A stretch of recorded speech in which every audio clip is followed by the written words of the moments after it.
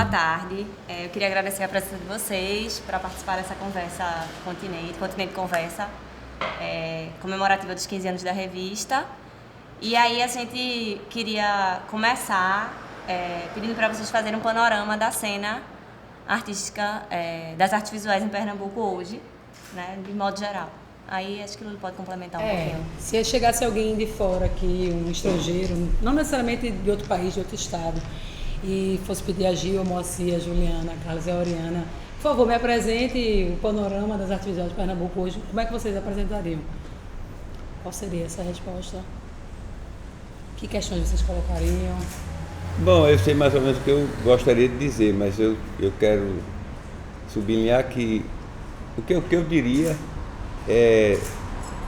registrando a presença de Marcos Lontra, desde Marcos Lontra para cá, quer dizer, o que aconteceu com o Mamã, que eu acho que isso foi super bacana. E se não fosse esse primeiro impulso com muito gás que teve, a gente podia estar numa muito pior, né? Assim, de não ter quem abrigue o que você está fazendo, que eu acho que teria muita dificuldade. E aquele período eu acho que foi muito importante e a gente ainda vive um pouco dele, sabe? Claro, tem muita coisa renovada e boa. Por exemplo, eu acho que a gente vive um momento, seria uma certa baixa, né? Eu estou há 3 anos, estava no Rio, saí para fazer um mestrado e voltei. E você, nesses 3 anos, você sente a cena, principalmente a cena institucional, ela, né, mais abandonada, né? Institucionalmente falando, é um momento de muita penúria, de muita fragilidade, e corrobora para isso também que a cidade, o Pernambuco em si, em termos de artes visuais, vamos sempre frisar, porque tem outras áreas que vão bem, né? Não tem mercado. O mercado é muito... Claro que tem mercado, mas o mercado é muito restrito, né? Teve uma baixa, tínhamos 2 galerias mais importantes, uma fechou, aí tem uma, e é uma produção que depende muito de políticas públicas, de políticas culturais. Uma fase que estava tudo muito bem, assim, era um período que as instituições estavam funcionando super bem, e você percebia que várias atitudes, vários núcleos que você, né, que eram independentes, as produções independentes, tipo de SPA, os movimentos mais estavam sendo absorvidos pelas instituições, porque as instituições elas estavam com bons gestores, mas ao mesmo tempo aquilo ali era muito feliz, era uma cena de muita prosperidade, mas existia alguma coisa na cena, na produção, que algumas horas todo mundo se pegava, poxa, a gente não tem nem mais um espaço independente, não tem mais tal ateliê, porque as instituições estavam cumprindo a sua função bem. Aí agora acontece o oposto, né? Tudo tem um lado bom e um lado ruim. Eu acho que o único lado bom desse descaso todo institucional é que eu vejo que tem um edifício Pernambuco, a cena alternativa, ela alavancou. Então isso eu acho que é bem perceptível. Eu até nem gosto muito dessa palavra cena, assim. Eu acho que acaba sendo uma cena, de fato. É como se fosse sempre uma encenação, como se fosse um ensaio de algo, como se fosse sempre não sei, eu não gosto muito dessa palavra, mas bem, eu cheguei aqui, por exemplo, em 97, para morar definitivamente em Recife, e que coincidiu com o IAC, com a abertura do Mamã. O Mamã também surgiu, acho que foi em 97, por aí, foi em 98, não sei, por aí. E claro que naquele momento tinha uma sensação de que alguma coisa ia começar a acontecer, e que de fato aconteceu, né? Porque aí junto com a Fundação Joaquim Nabuco e com outras, né, outras instituições, e assim como também novos artistas surgindo, tudo, mas eu tenho uma relação com essa história da produção de arte daqui do estado, assim, de alguma maneira muito, digamos, otimista, talvez porque eu cheguei aqui também no momento onde as coisas estavam começando a acontecer.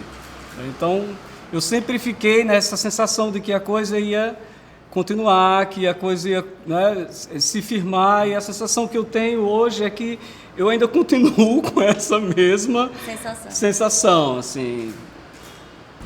Eu acho que quando a gente fala como está a cena hoje, né, como estaria, é inevitável pelos depoimentos aqui de Gil, Juliana e Carlos, que a gente sempre compara esse momento de hoje com outro momento de uma década e pouco atrás, de imediato.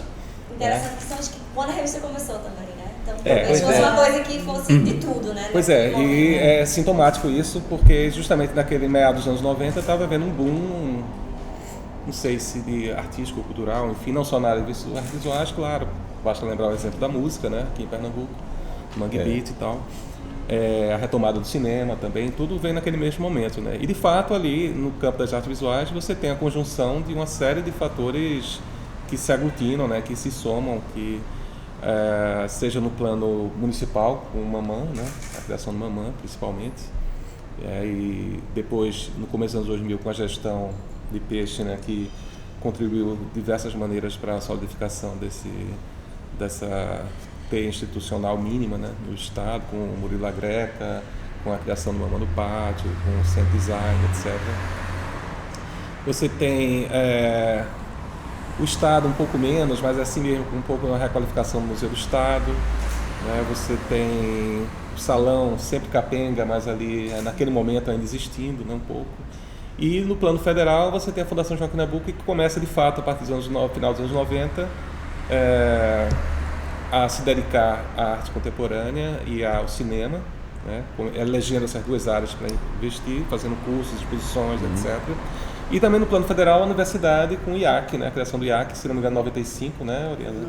95. Tinha uma vontade de fazer uma coisa, uma conjunção de elementos ali acontecendo que criavam talvez uma cena, não no sentido Carlos, mas um ambiente, talvez, um ambiente propício a uma efervescência, né, que as coisas estavam acontecendo, os artistas tinham canais onde escoar, onde discutir isso, que existe de fato naquele momento uma vontade institucional de fazer, e eu estou enfatizando isso porque hoje o que a gente, em contraposição, o que a gente observa, né, diagnostica, é um certo vazio institucional, né? O mercado nunca se firmou de fato aqui no Recife, você tem momentos um pouquinho melhores, outros piores, os artistas aqui sempre continuam dependendo muito do mercado Rio e São Paulo para concretizar as vendas dos seus trabalhos, mas existe esse vazio. Eu queria se focar mais na coisa do vazio institucional, e a reflexão tem que ser feita por um lado, a produção continua existindo, como a Juliana mencionou, mas você não tem meios de tornar ela pública, não tem meios de expor ela aos pares, inclusive, né, aos artistas, ao público, aos críticos, à imprensa.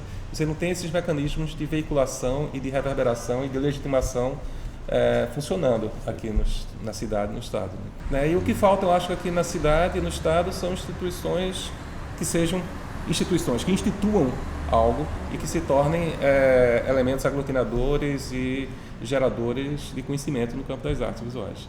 Tem assim uma certa frustração em termos das expectativas de uma produção que existiu, de um momento, que foi esse momento fértil aí, muito bem colocado por Moacir, esse dos anos 90, que Carlos também falou, dos anos 90, etc. e tal, que cria uma expectativa assim, grande até sobre os dias atuais, né?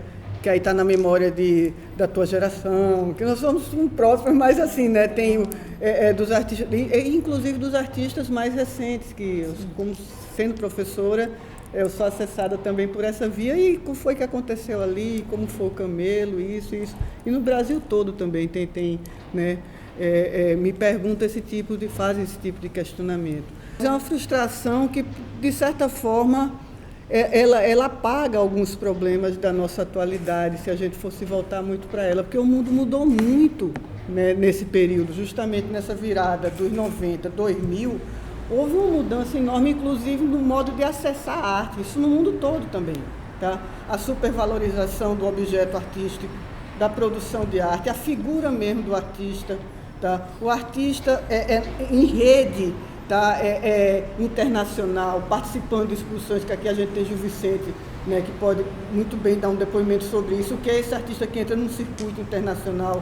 Você também, Moacir, que está enquanto crítico e curador do circuito internacional, no mundo globalizado, ou seja, tem umas outras potências que, de certa forma, pode vir a interferir. Aí a pergunta que eu me faço também, pode vir a interferir não só na própria figura do artista, tá? Nesse sujeito, como é que ele opera. Por exemplo, talvez ele não esteja tão interessado em fomentar o local como a gente estava, como a minha geração estava, tá? Como a geração do Submarino, tá? Do Moluscos, etc. tal, estava. talvez ele esteja muito mais interessado, tá, em atuar realmente num circuito maior, né? E aí produzir outras forças, né? Outras forças, ou seja, a figura do artista ele sai de cena nesse sentido de se preocupar com essa discussão local. O que ele quer mesmo é poder produzir e não se responsabilizar com o apresentar, com a exposição, com essas estruturas que a nossa praia está tão interessada. É estranho a gente pensar o peso e a medida diferenciada, por exemplo, dentro de um Fucultura, né? Cinema, teatro, literatura, os outros segmentos, tá? Que o Fucultura abraça, tem uma força e tem um apoio e uma estrutura mais organizada, principalmente cinema, tá? Dos próprios produtores que reverberaram dentro do Fucultura, por exemplo, para escolher os projetos, né? Para fazer a escolha, para organizar isso, pleitear um edital próprio, etc. Aí desaparece, não tem. Artes plásticas, de fato, inclusive é o que menos recebe, tá? É o que menos, porque a demanda, a procura também não é tão grande. E quem está lá dentro não entende tanto, tá? Então, é como se dissesse, olha, eles estão bem do jeito que estão, tá entendendo? Aí, porque aí tem uma mídia também, uma força, uma mídia que e a importância da comunicação hoje em dia é outra. Tem uma mídia que divulga, o que vai divulgar e o que é que vende? Caramba, é caras. São os big artistas, é o que tá bonito na fita. Tá? Então, essa divulgação cria uma educação completamente maluca, tá? E uma imagem completamente distorcida de uma realidade, de um dia a dia do artista, que, por sua vez, interessa muito a órgãos governamentais, ou então de fomento, etc. e tal, que diz, olha, esse setor é de milhões, eles são autossuficientes. Eu já vi esse tipo de coisa. Tá? Há uma autossuficiência do artista. E o artista que não consegue essa autossuficiência, ele não é bom artista. Então, há essas complexidades que, para o ET, eu diria, vamos nos ateliês alternativos, vamos ver a moçada aí, a força, ou então vamos visitar a porrada de artista bom que a gente tem aqui e conversar, tá? Para ver aí qual que é, como é possível produzir arte. Porque aí, querendo ou não, como artista, eu confio mais na arte do que em tudo. Estou adorando isso que a Oriana está falando, porque na edição de 2013 da revista, eu, além de ter apontado essa minha sensação, né, de que não existia cena, né, eu também falei isso. Se você quer ver o que acontece, né? Vá ver os artistas, porque o que tem feito realmente, o que tem acontecido na cidade, no Estado, é a produção dos artistas. Talvez através da produção dos artistas a gente consiga entender o que de fato está acontecendo. E eu fiquei pensando, só para concluir uma coisa agora também, que é assim, uma vez no meu analista eu falei que eu estava deprimido, e ele disse, você está deprimido para quem? Aí eu fico pensando, nós estamos frustrados para quem? Existe aí uma reflexão em torno disso, para quem? Para um passado que a gente, de alguma maneira, foi condicionado a dar conta dele, de que é um Estado promissor, de que é um Estado que tem uma tradição de arte, etc. E também vale perguntar, o que é dar certo? O que é ser, de fato, um artista? Entende? Será que a gente também não tem aí que romper com essa, né, com essa ideia de um passado, né, de um Estado super tradicional, né, assim, e eu lembro que, por exemplo, quando na época do Salão da Bahia, uma coisa que um dos diretores de lá me falou foi assim, Pernambuco é um estado que já tem uma tradição com artes visuais, assim, de produção de arte, a Bahia não tem, então para isso criou o salão, entende?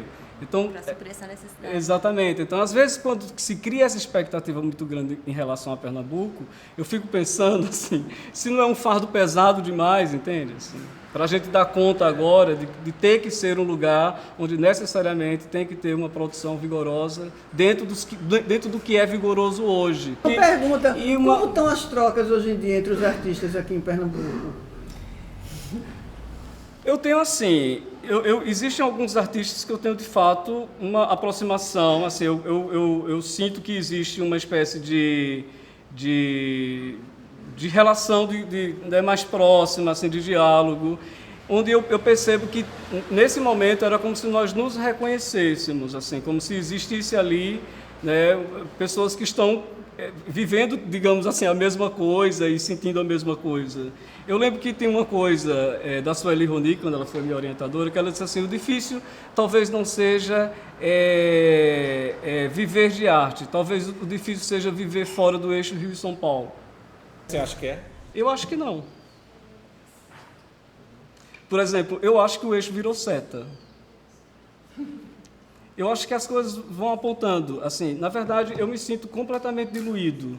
Era como se, de fato, eu não tivesse fronteira, entende? Assim, eu acho que isso a gente vê hoje na produção, especificamente de alguns artistas, como você citou, assim, que estão mais projetados, né? Você falou uma coisa que me lembrou o seguinte, que a gente vive talvez num momento em que, por um lado, a gente está bastante desterritorializado, nesse sentido que você está em contato com todo mundo ao mesmo tempo, as questões rolam, você pode produzir aqui e expor em qualquer lugar do mundo e tal. Você vai, viaja e tudo. Por outro lado, existe uma característica das artes visuais que é ainda é uma característica forte, que é uma certa materialidade. Diferentemente do cinema, por exemplo. Você faz um filme, faz 300 cópias e o mundo todo assiste simultaneamente. Ou a música, você bota no streaming e vai embora, né? As artes visuais, boa parte dela, mesmo o vídeo, por conta de questões, não vou entrar aqui nesse detalhe, assim, né? Produção visual, você tem restrições, um vídeo que é feito em 5 cópias, não sei o quê, tem aquela coisa toda de restrição de visualização. Então, é uma produção que necessita um lugar para você ver, um lugar específico. Você não vai ver no Recife a mesma coisa que você está vendo em São Paulo, Nova York ao mesmo tempo. O artista ali de São Paulo e do Rio, como Juliana falou, ele vive inclusive na ansiedade da produção, de dar conta da demanda, né? É mercado, é uma estrutura de mercado, tá? Não é muito essa institucional. Aqui a bronca é que a gente é zerado de todas essas estruturas, então fica só a figura do artista. Tá? Como se flutuando aí e tendo, agora o positivo, estou com Juliana, novamente chama a atenção disso, lançar um olhar diferenciado para as estratégias desses artistas de estarem produzindo, né?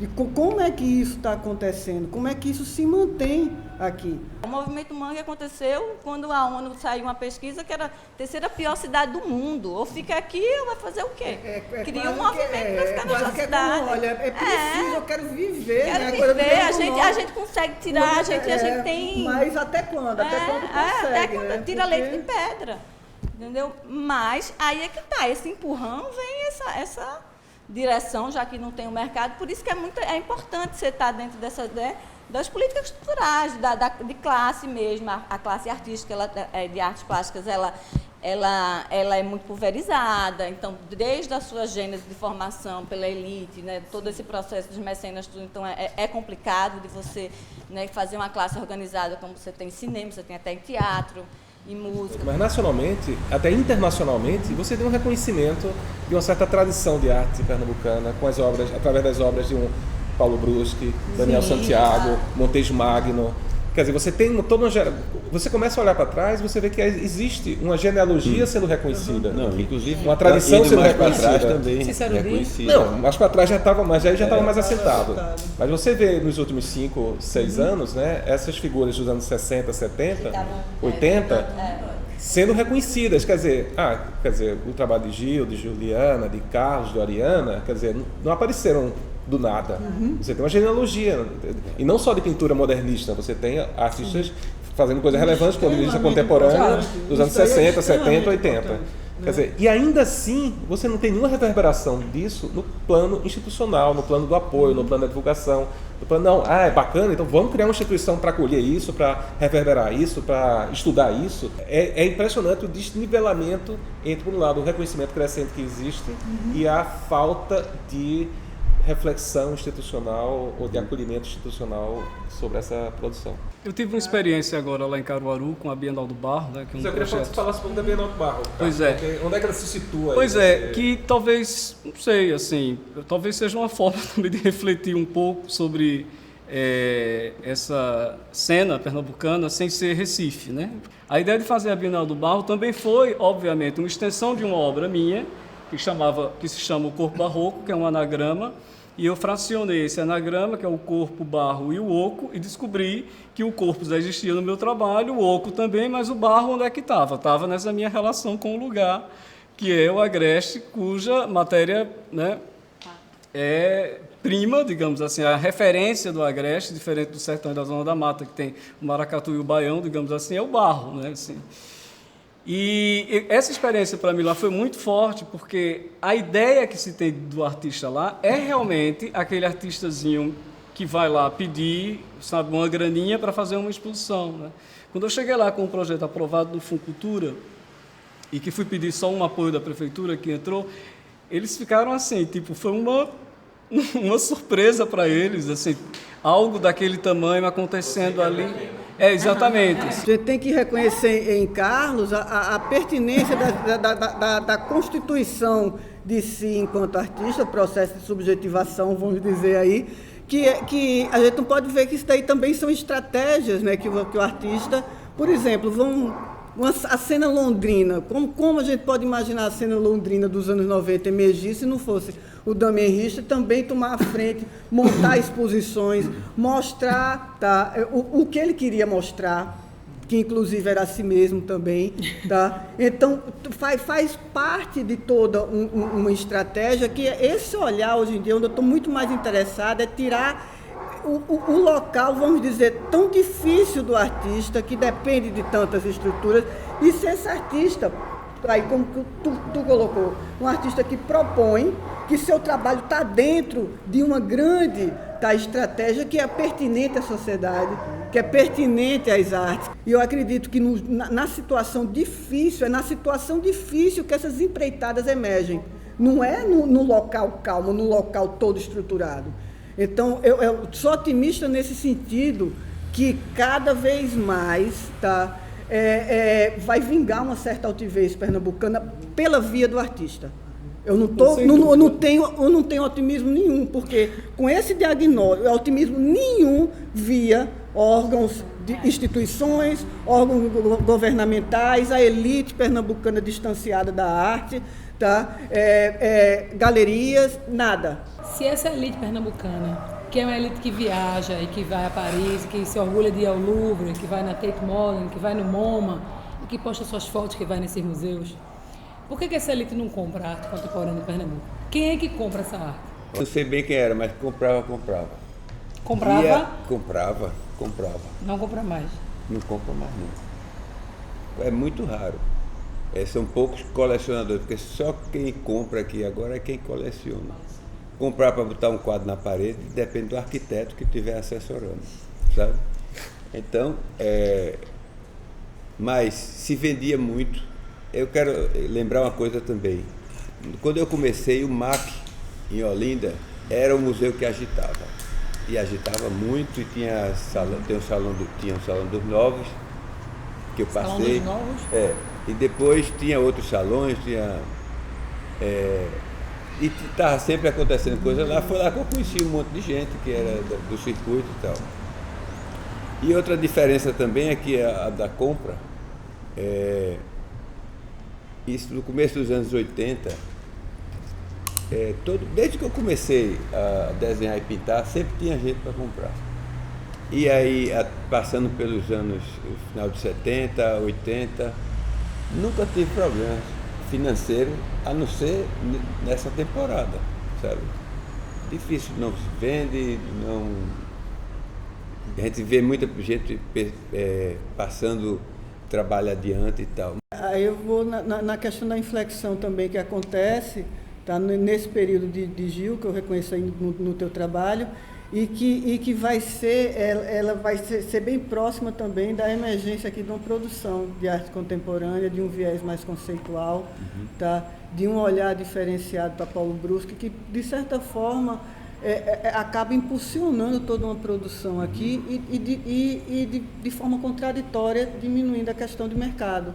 Então, o mercado, aí nisso sim, eu saio da figura do artista e venho cobrar das instituições, que esse é um papel das instituições. Se houvesse mais exposições formadora de público, de opinião. Né? A questão é o que transformaria essas pessoas que moram nesses prédios, a classe média emergente aí, em compradores de uma arte que não apenas reproduz aquilo que a ad nauseam está em todas as publicidades, está nas novelas, está tudo, que todo mundo já sabe. Ou seja, que passa a consumir o pensamento vivo contemporâneo nas artes visuais. Ou que consuma o cinema de autor. Que é essa mesma classe média também que vai para o cinema e acha uma porcaria a produção local. Exatamente. Né? Então, há uma questão cultural aí, né? Não sei se chama doença, mas um mal-estar cultural aí, né? Que é preciso ser aprofundado, talvez. Como é que a gente pode atuar nisso aí? Ou simplesmente a gente tem que se render a essa nivelação pelo que já está dado, pelo que é reproduzido infinitas vezes na mídia, na televisão, na nas conversa rádios, de leitura, etc. Fernando Monteiro dizia assim, que deu uma palestra chamada A Morte do Leitor, e não a morte do autor. Porque ele disse que quem é esse leitor? Né? Quem é esse leitor? Não, e depois dos livros de autoajuda, agora a gente tem os livros de colorir, né? Quer dizer, um passo além. E agora temos os cursos para ensinar a colorir os livros de colorir. Na brincadeira, eu acho que a questão é essa. Assim, o porquê dessa distância tão grande desse público que comprou as obras lá na loja de decoração, alguma coisa ali bateu nas obras, enfim, talvez uma obra mais de acordo com esse pensamento geral. O que distancia esse público da produção dos artistas contemporâneos que estão produzindo não de olho nessa visualidade hegemônica, mas de olho no furo, na transgressão, na fissura, no escuro, enfim. Voltando para a figura do artista, não é bem o grande prejudicado, é a sociedade toda.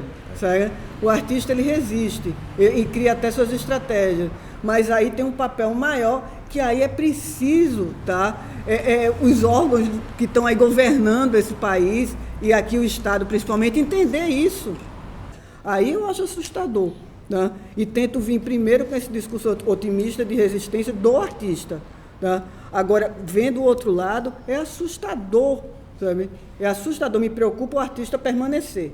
Isso daí me preocupa demais, por isso o otimismo. Agora, esse outro lado, que depende de outros, que tem uma lógica aí, que se distancia, descomprometida, dentro de um país cheio de bronca, corruptos e que não está de corrupção extrema. Então, é um desmantelo total para isso. Onde a educação foi relegada, essa situação que a gente está vivendo agora da educação, no que seria o país da educação, né, o governo da educação. Então, caramba, aí é um tanto desalentador demais para um artista dizer eu vou ser artista, mas o mais incrível é que está aí, uma porrada de artistas sendo artista e cada vez mais abrindo mais cursos de arte, cursos superiores, pós-graduação. Por exemplo, você está lá em São Paulo, tanto meu mestrado quanto doutorado eu fiz lá, na área de comunicação e semiótica, mas ali é amplificado, a discussão sobre arte em diversos setores, é transdisciplinar. Então a arte já tá ali naquela sociedade. Eu acho terrível não se ter o bacharelado aqui. É muito ruim. Quando na vez do meu vestibular, quando terminei o segundo grau, não tinha. Só tinha, eu acho que desenho industrial, como chamava. Eu já tinha, de certa forma, estava fazendo uma universidade que foi a convivência com o pessoal da Guaianazes. Porque, porra, um monte de artista bacana, com muito mais experiência. Para mim foi minha formação. Depois, na escolinha ainda, que eu passei 6 anos lá, com Tereza Carmen, que fazia gravura e tudo, eu fui para os ateliês de extensão da universidade, ainda na Benfica, que tinha aula de observação de figura humana. E também fiz 2, 3 anos lá. A gente escuta algumas queixas, assim, que a própria mídia também tem dado menos espaço, digamos, para as artes visuais. Se antes a gente tinha ali onde tem a sessão de cinema hoje, que tem lá, né, tudo que está em cartaz, nem sempre a gente tem esse espaço para as exposições que estão em cartaz na cidade. Usualmente a gente tem uma matéria quando a exposição abre, enfim, depois um pouco a coisa desaparece dali. E também, digamos assim, outros veículos além dos jornais já deram mais atenção, digamos assim, talvez a essa área. E aí eu queria que vocês disse se isso é um reflexo do que está acontecendo ou o inverso, né? Em que medida também essa falta de atenção da mídia colabora com a situação mais difícil. E também pensar um pouquinho se a gente tem críticos de arte e qual o papel desses críticos hoje. Não estou falando de Pernambuco, não, estou falando de uma abrangência maior. E qual o papel desse crítico hoje? Bom, eu acho que essa é uma questão que tem sido recorrentemente colocada, né? Eu acho que seu diagnóstico vale não só para cá, mas para o Brasil como um todo e talvez para outros países também. E não só para as artes visuais, né? Mas também para outras áreas de produção artística. Essa transformação de um espaço de crítica para um espaço de divulgação, né? Onde muitas vezes as matérias são muito próximas dos próprios releases, né? Que são enviados para os jornais, seja como se o papel do jornal, ou da revistas, enfim, ou da mídia fosse simplesmente informar, anunciar o que está ocorrendo e não refletir sobre o que está ocorrendo, né?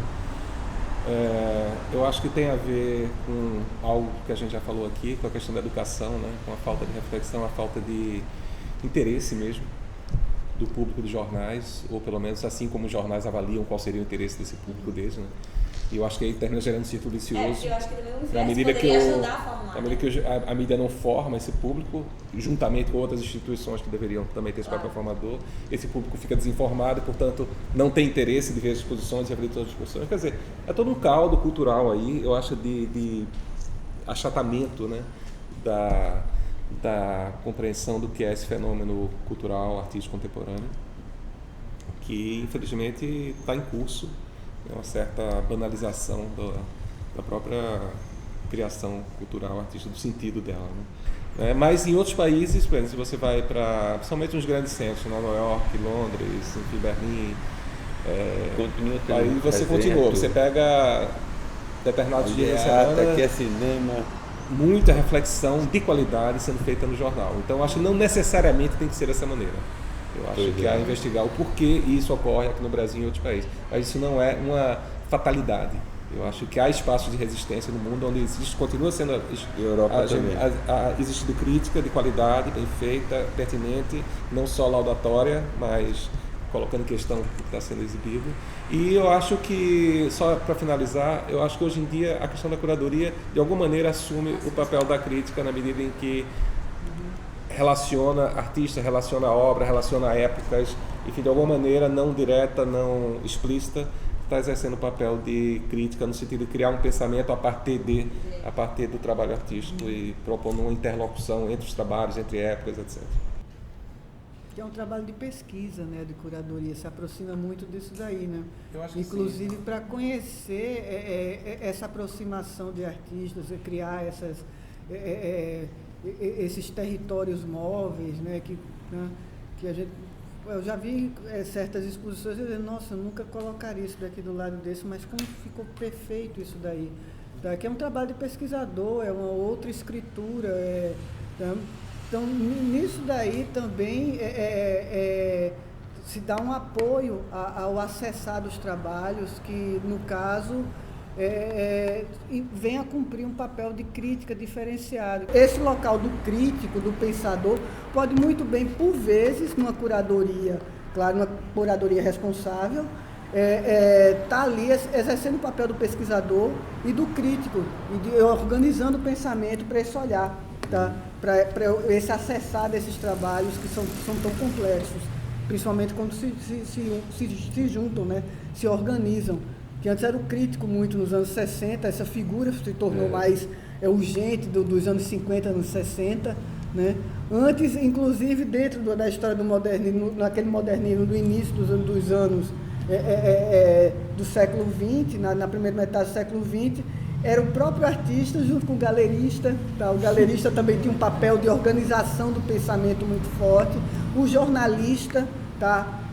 Que vamos lá tirar a ideia de mídia, era o jornalista, o pensador, tá? De fato, o crítico emergia muito desse ambiente do jornalista, né? Do jornal, da redação, né? Veicular, estava sempre associado a revistas, a jornais, etc. e tal. Depois, esse crítico tem uma independência desse ambiente, tá? A partir dos anos 60, anos 50, anos 60. Se eu estiver falando besteira nesse sentido, acho que você conhece mais essas histórias, né? Então, e é justamente nessa virada que se torna, quando prolifera, tá? E se torna quase impossível os ismos, acaba criando uma certa independência de tanta produção, tá? E precisava, de fato, ter uma figura para organizar esse acessar das obras de informação. Mas aí essa questão, estou com você, está uma coisa atrelada à outra, né? Tá? Essa é uma falência de um lado, de formação, que vai se refletir numa perda de interesse. Na perda de interesse o jornal não vende, né? A história não vende, não é lida, então isso não é assunto para estar aqui. E a assessoria de imprensa, acho que também são meio que um divisor de águas dessa história toda, dessa construção crítica da imprensa em relação às exposições e às obras. Assim. Eu sinto falta, às vezes, de uma matéria mais autoral, até quando erravam. Historicamente é tão importante o papel do jornal, porque o jornal também é um veículo que se torna obra, né? Então, há diversas obras veiculadas e ele é um disparador. O primeiro disparo ainda vai acontecer nos anos 10 do século XX, que foi o primeiro manifesto da história da arte moderna. Eu estou tão fascinada por arte moderna. Que foi o manifesto futurista, né, do Marinetti. Foi uma estratégia de marketing do Marinetti, né, fascista pra caramba, mas uma estratégia que foi lançada no jornal. Se não fosse o jornal, foi logo no Le Figaro. Então, se não fosse isso, ninguém ia dar bola para o que estava acontecendo na Itália. Então, algumas estratégias, eu lembro do Camelo, que a gente contou realmente com a imprensa como estratégia. A gente disse, olha, se a gente pega o IAC, tá, durante 6 meses, somos 6 componentes, são 6 artistas aqui. Então, se a gente pega o IAC durante 6 meses a gente vai ter matéria no jornal. Porque o que era matéria naquela época era de fato a matéria, o jornalista ia lá, entrevistava, não chegava apressadinho. Olha, o que está acontecendo aqui, tá entendendo? Mas havia um interesse de fato para a arte, tá? Havia uma construção de algo aqui, no qual a mídia de fato era estratégia posta, tá? Pelo grupo. E foi fundamental para isso. Né? Eu acho que o Camelo foi muito importante para o pessoal que estava da sua geração, né? E que, né? Uma referência, pois é. Para a gente fechar aqui, eu queria lançar uma pergunta para vocês responderem sinteticamente. E, antes de mais nada, agradecer a presença de todos, que foi mais uma Continente Conversa, de um ambiente de muita reflexão, de muita abertura também para a gente falar de vários assuntos.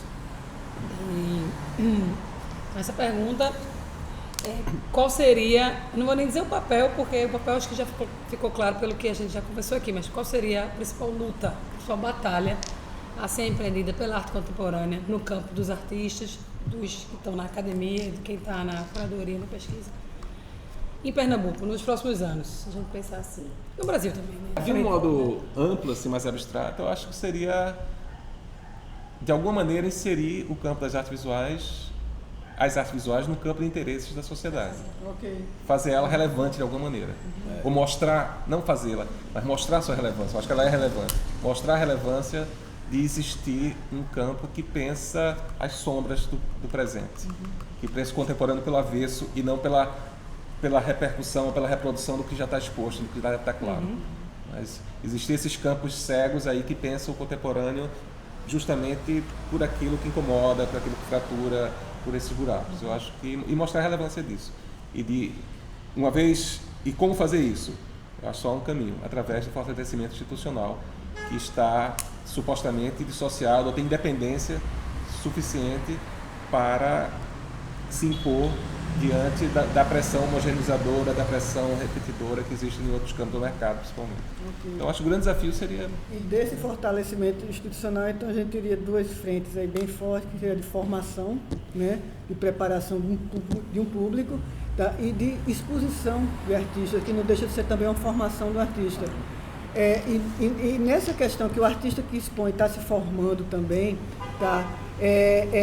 Nisso, hoje em dia, eu já identifico algumas sequelas, vamos dizer, em relação à minha geração, que tinha espaços positivos, né? Querendo ou não, a gente ocupou durante 6 meses uma instituição, tá? Tinha um mamã, né, Marcos Lontra, que levava críticos, etc. e tal, ao ateliê de todos os artistas daqui, que abre o Mamã aqui. Então, é um momento assim, que é completamente diferenciado, extremamente importante. Para quê? Para a produção criar força. As sequelas que eu identifico hoje em dia, eu vou pegar agora a questão do Ocupe, né? Que eu tenho um grupo na universidade, na pós-graduação, que discute os dispositivos de operações artísticas no espaço urbano. E o estranhamento, a gente está concluindo um semestre com um certo estranhamento do papel do artista visual aqui em Pernambuco no período do Ocupe, como foi fraco. Tá? As estratégias de atuação extremamente frágeis. Né? E, historicamente, esse é um lugar do artista visual. O que aconteceu aqui em termos foi muito tímido. Né? Estou achando que talvez a grande batalha seja trabalhar essa timidez. Quando eu fico pensando, por exemplo, da pouca presença do artista na cena política da cidade, eu fico pensando também numa espécie de um ranço da ditadura, assim, como se fosse ainda um medo, entende? Assim, tem uma timidez que fica muito próximo do medo, assim. Eu não sei, eu tenho um pouco essa sensação aqui. Tem uma coisa da psicanálise que fala que a sociedade leva muito tempo para se libertar do trauma de uma ditadura, assim. E quando eu vejo, por exemplo, às vezes, assim, algumas expressões locais, como, por exemplo, se queimar, entende? Assim, eu não vou fazer isso para não me queimar. É muito mais por aí que eu fico, assim, às vezes, assustado um pouco com algumas expressões que parecem sintomáticas, assim. E de mais uma vez aquilo que eu falei, como se, por exemplo, será que só ser artista basta? E será que, de fato, assim, a gente tem uma tradição de engajamento político como artista? Existiu isso, de fato? Existiu. Eu acho que Paulo Brusque também é um outro exemplo. Eu acho que talvez em Pernambuco seja um dos poucos lugares no Brasil que tem existido, em algum momento. Estranhamente. Mas eu acho que não existe. Eu acho que, na verdade, a presença política da arte brasileira é muito tímida, de modo geral, né? Comparado com a dimensão dos problemas que a gente tem e da necessidade. Comparado com outros países vizinhos, né? Comparado com Colômbia, com México. Então, tu achas que isso é no Brasil todo, de fato? Eu acho. Eu acho que essa falta de engajamento é no Brasil todo. Claro, você tem que pontuar, artistas que pontualmente se engajam, né? Mas, como uma regra, eu acho a arte brasileira muito pouco, não gosto dessa palavra, mas, sei lá, comprometido ou engajado, enfim. Sim. Não é a palavra ideal, mas muito um pouco se relaciona de maneira muito tímida com as questões extra-artísticas, digamos assim. A questão da violência, a questão dos excluídos, dos que sempre... Dos excluídos, de modo geral, enfim, das questões mais candentes da sociedade, né? Que estão aí batendo na porta, sai daqui... Aquela história, né? Que as pessoas saem as pessoas saem da estação Piracoteca, né? Ali em São Paulo, se dão de cara com a Cracolândia e acham isso normal, assim. O amortecimento também, né? Da ação. Os inúmeros que estão ali fisicamente convivendo. Então talvez o grande desafio seja de fato continuar sendo artista, né? Você vendo esse processo todo de ditadura da América Latina, o Brasil é o último país a mexer. Então, quer dizer assim, nos papéis, países com situações políticas sociais tão dramáticas, ou mais dramáticas que o Brasil, como o México e Colômbia, por exemplo, tem uma forte tradição de articulação dos artistas com essas questões, de embate direto. E não estou dizendo só o embate panfletário, não. Só as obras serem permeadas por essas questões.